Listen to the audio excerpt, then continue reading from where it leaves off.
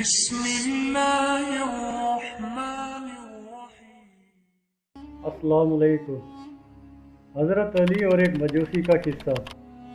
دوستو، ایک مجوسی امیر المومنین حضرت عمر رضی اللہ تعالیٰ عنہ کی خدمت میں حاضر ہوا۔ اس کے پاس 3 مردہ سروں کی کھوپڑیاں تھیں۔ اس نے کہا، اے عمر، تمہارے صاحب پیغمبر صلی اللہ علیہ وآلہ وسلم فرماتے ہیں کہ جو شخص اسلام کے سوا کسی دوسرے دین پر مرے گا وہ آگ میں جلایا جائے گا۔ حضرت عمر رضی اللہ تعالیٰ عنہ نے فرمایا، بے شک ہمارے آقا حضرت محمد صلی اللہ علیہ وسلم کا فرمان صحیح ہے۔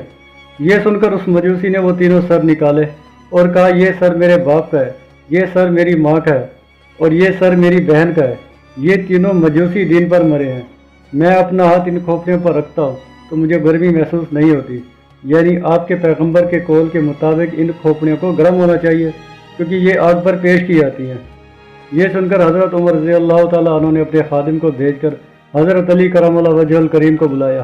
جب حضرت علی رضی اللہ تعالیٰ عنہ تشریف لائے تو حضرت عمر رضی اللہ تعالیٰ عنہ نے مجوسی سے کہا، اچھا اب تو ذرا اپنے اعتراض کو دہرا دے۔ اس نے اعتراض دہرایا۔ اعتراض سن کر حضرت علی رضی اللہ تعالیٰ عنہ نے ایک لوہا اور پتھر منگوایا۔ جب حاضر کیا گیا تو آپ نے مجوسی سے کہا کہ تو اس لوہے اور پتھر پر ہاتھ رکھ کر بتا کہ گرم ہے یا ٹھنڈا۔ مجوسی نے ہاتھ رکھ کر کہا، یہ تو سرد ہے۔ حضرت علی رضی اللہ تعالیٰ عنہ نے فرمایا، اچھا تو لوہے کو پتھر پر مار۔ جب مجوسی نے لوہے کو پتھر پر مارا تو اس میں سے چنگاری نکل پڑی۔ اس پر حضرت علی رضی اللہ تعالیٰ عنہ نے مجوسی کو مخاطب کر کے فرمایا، جس طرح اللہ تعالیٰ نے اپنی قدرت سے ٹھنڈے پتھر اور لوہے کے درمیان آگ پیدا کر دی ہے، اسی طرح وہ اس چیز پر بھی قادر ہے کہ جن کھوپڑیوں میں تجھ کو گرمی محسوس نہیں ہوتی، ان کے اندر گرمی پیدا کر دی ہو اور تجھے محسوس اور معلوم نہ ہو رہی ہو۔ یہ کھوپڑیاں جن کو سرد محسوس کر رہا ہے تو ان کو اللہ تعالیٰ اس طرح آگ پر پیش کرتا ہے کہ تو اس کی گرمی محسوس نہیں کرتا، حالانکہ وہ اللہ تعالیٰ کی آگ میں جلتی رہتی ہیں۔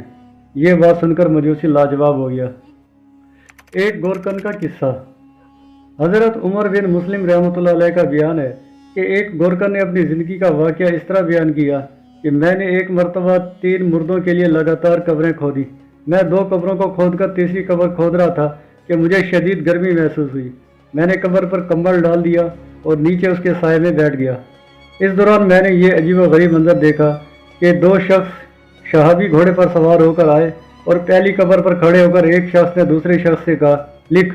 دوسرے نے کہا، میں کیا لکھوں؟ پہلے شخص نے کہا، لکھ 1 فرسخ طول اور 1 فرسخ عرض۔ اس کے بعد یہ دونوں شخص دوسری قبر کے پاس آئے اور ایک شخص نے دوسرے سے کہا، لکھ۔ اس نے جواباً کہا کہ میں کیا لکھوں؟ چنانچہ پہلے شخص نے کہا کہ لکھ مد بصر تک، یعنی تا حد نگاہ۔ پھر دونوں تیسری قبر کے پاس آئے اور میں اسی کے اندر سائے میں تھا۔ ایک نے دوسرے سے کہا، لکھ۔ دوسرے نے کہا، میں کیا لکھوں؟ اس پر پہلے شخص نے کہا، لکھ شہادت کی انگلی اور انگوٹھے کے درمیان کا فاصلہ۔ اس منظر کو دیکھنے کے بعد میں بیٹھ کر تینوں جنازوں کا شدت سے انتظار کر رہا تھا۔ چنانچہ ایک جنازہ آیا، اس کے ساتھ بہت کم آدمی تھے۔ میں نے پوچھا، یہ کس کی میت ہے؟ لوگوں نے بتایا، یہ عیالدار غریب بہکی سکا ہے، اس کے پاس کوئی سامان نہیں تھا، ہم نے اس کی تجہیز و تکفین کا سامان کر دیا ہے۔ یہ سن کر میں نے قبر کھودنے کی مزدوری یہ کہہ کر لوٹا دی کہ اس کے گھر والوں پر خرچ کر دو، اور پھر اس کو اس کی قبر میں دفن کر دیا۔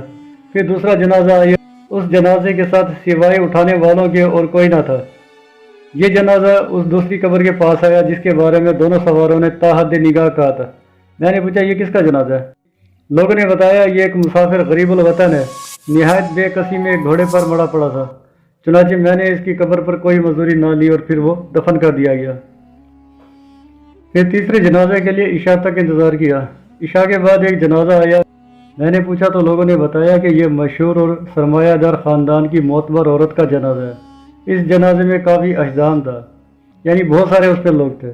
یہ عورت اس تیسری قبر میں دفن کر دی گئی جس کے بارے میں دونوں سواروں نے کہا تھا کہ 2 انگلیوں کے فاصلے کے درمیان اس قبر کی وسعت ہے۔ بحوالہ کتاب الدیباج شرح الصدور۔ پیشاب میں احتیاط نہ کرنا عذاب قبر کا سبب ہے۔ حضرت ابن عمر رضی اللہ تعالیٰ عنہ اپنا ایک دوسرا واقعہ بیان کرتے ہیں کہ ایک سفر پر جا رہا تھا کہ دور جاہلیت کی قبروں میں سے ایک قبر پر گزر ہوا۔ اچانک قبر سے ایک آدمی نکلا، وہ آگ کے شعلوں سے گھرا ہوا تھا۔ اس کی گردن میں آگ کی ایک زنجیر تھی۔ میرے پاس پانی کا ایک مشکیزہ تھا۔ اس نے مجھے دے کر کہا، اے عبداللہ، ذرا مجھے پانی پلا دے۔ اتنے میں ایک دوسرا شخص اسی قبر سے نکل کر کہنے لگا، اے عبداللہ، اس کو ہرگز پانی نہ پلانا، یہ کافر ہے۔ پھر اس نے زنجیر پکڑ کر اس کو قبر میں لٹا دیا۔ ابن عمر رضی اللہ تعالیٰ عنہ کہتے ہیں کہ راستے میں یہ واقعہ دیکھ کر میں آگے بڑھا اور رات کے وقت ایک بڑھیا کے مکان میں ٹھہر گیا۔ اس مکان کے سامنے کچھ دوری پر ایک قبر تھی۔ میں نے رات کو اس قبر سے ایک آواز سنی۔ آواز سے یہ الفاظ ظاہر ہو رہے تھے، بول بما بول، شن بما شن، یعنی پیشاب کون سا پیشاب، مشق کون سی مشق۔ آواز سن کر میں نے بڑھیا سے پوچھا، یہ کون سی قبر ہے اور کیسی آواز ہے؟ اس نے جواب دیا، اس قبر کا مردہ میرا خاوند تھا، جب پیشاب کرتا تھا تو احتیاط نہیں کرتا تھا۔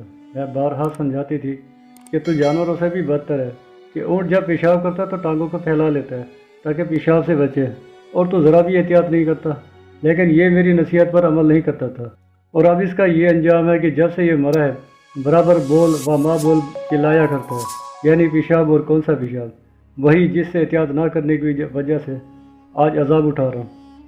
وہ صاحب بہادر بھی غور کر لیں جو کھڑے ہو کر پیشاب کرتے ہیں، ان کا آدھا پیشاب پتلوں میں ہوتا ہے، آدھا ٹانگوں پر۔ کتا جب پیشاب کرتا ہے تو وہ بھی ٹانگ اٹھا لیتا ہے، مگر یہ صاحب بہادر ویسے ہی پیشاب کر لیتے ہیں، یہ کتوں سے بھی بدتر ہیں۔ حضرت ابن عمر رضی اللہ تعالیٰ عنہ فرماتے ہیں کہ میں نے بڑھیا سے پوچھا، شن و ما شن کیوں پکارا ہے؟ اس پر بڑھیا نے جواب دیا کہ ایک دن ایک پیاسا شخص اس کے پاس آیا اور پانی مانگا۔ اس نے ایک خالی مشق کی طرف اشارہ کر کے کہا، اس میں پانی بھرا ہوا ہے، لے لے۔ پیاسے نے مشق کو دیکھا تو اس میں ایک قطرہ بھی پانی کا نہیں تھا۔ پیاس کی شدت سے وہ گر کر مر گیا۔ جب سے میرے خاوند کا انتقال ہوا ہے برابر شن و ما شن پکارا کرتا ہے، یعنی ہائے وہ مشق جو میرے عذاب کا سبب ہوئی۔ حضرت ابن عمر رضی اللہ تعالیٰ عنہ کا بیان ہے کہ جب میں سفر سے لوٹا تو اس سرگزشت کی تفصیل حضور صلی اللہ علیہ وسلم کی خدمت میں عرض کی۔ آپ نے اس وقت نصیحت کی کہ کوئی شخص اکیلا سفر نہ کیا کرے۔ باہ والا ابن ابی دنیا، وما علینا الا البلاغ المبین۔